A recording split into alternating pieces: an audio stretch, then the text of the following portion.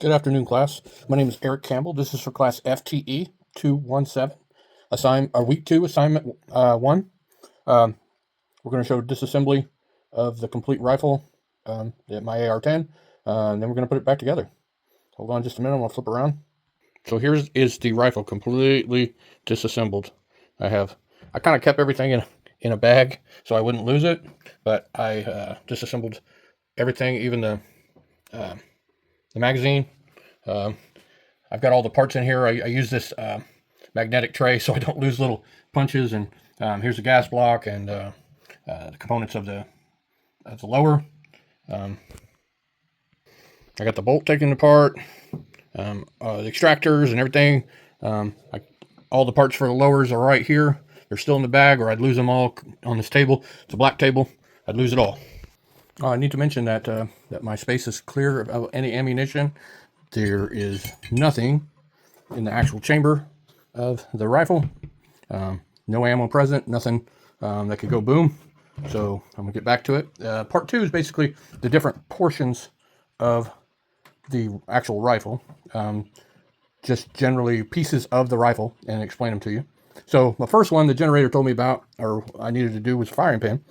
So the firing pin is a very integral part of the cycle of operations, because this actually hits the primer on the round. In this case, a 308 round. It is secured into the bolt right here, secured into the bolt. And basically, when the round gets chambered, and everything is cocked, when you pull the trigger, the hammer strikes the end of the firing pin and shoves it into the round. The second piece that it wanted me to talk about was the buffer retainer.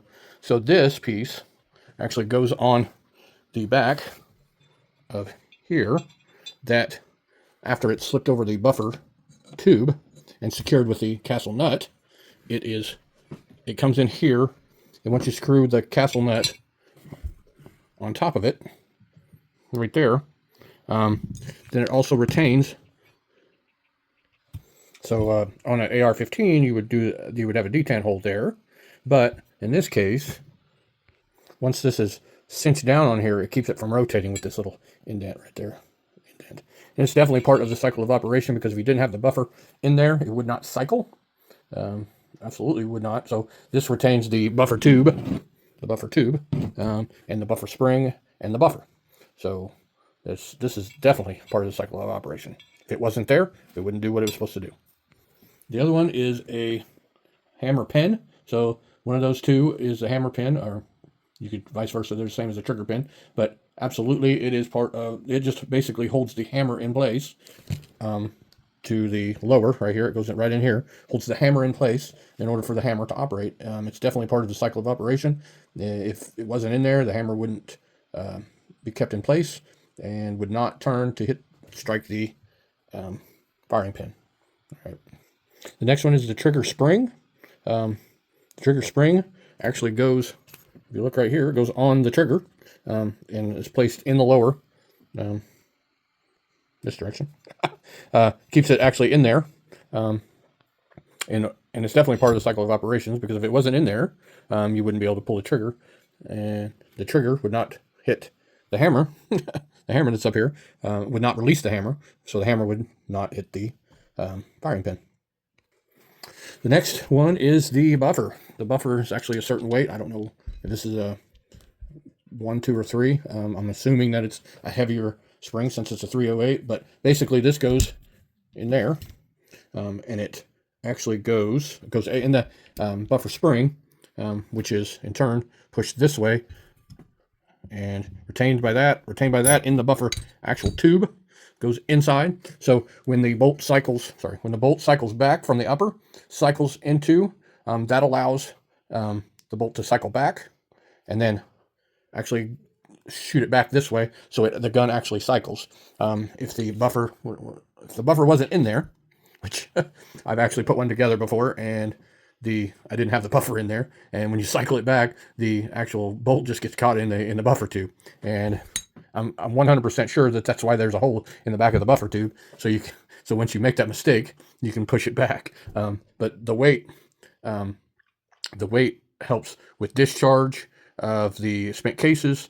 If it's not heavy enough, it'll slam back and eject your shells higher. If it's too heavy, it doesn't push the bolt back enough to cycle the bolt. So it's a very integral part of the whole operation.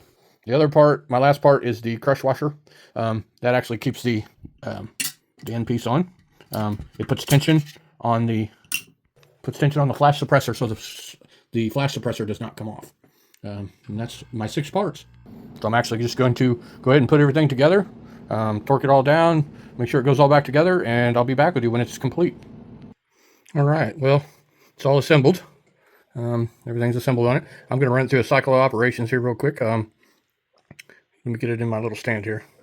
Before I do, I just need to stress again, there's no live ammunition. I'm going to check this thing for safe. I know, even though I just put it back together, I can pull it back. Locks in place. As you can see, there's nothing in the chamber. Yeah, remove the magazine here. There's nothing in the magazine, nothing in the chamber there. There's no ammunition in the space. But overall, it runs. It does what it's supposed to do. I've got hit the bolt release there. She goes into battery there. I do have a safety switch. Goes when it's in safe. You cannot pull the trigger. When you're in fire, it fires.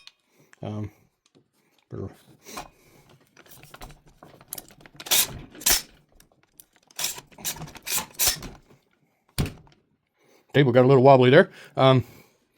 Everything seems to be in working condition. Of course, we're gonna have to fire it just to make sure everything's torqued to specs. I didn't have really any problem, except for I did have a little bit of trouble with the gas block getting it together. The gas tube didn't want to seem to go into the gas block, so I had to sand it a little bit. But other than that, everything went really well, and it's together. Again, this is Eric Campbell for class FTe217. Let's see. FTe217, week 2, assignment, assemble my rifle. All right, my AR-10. Have a good one. Thanks.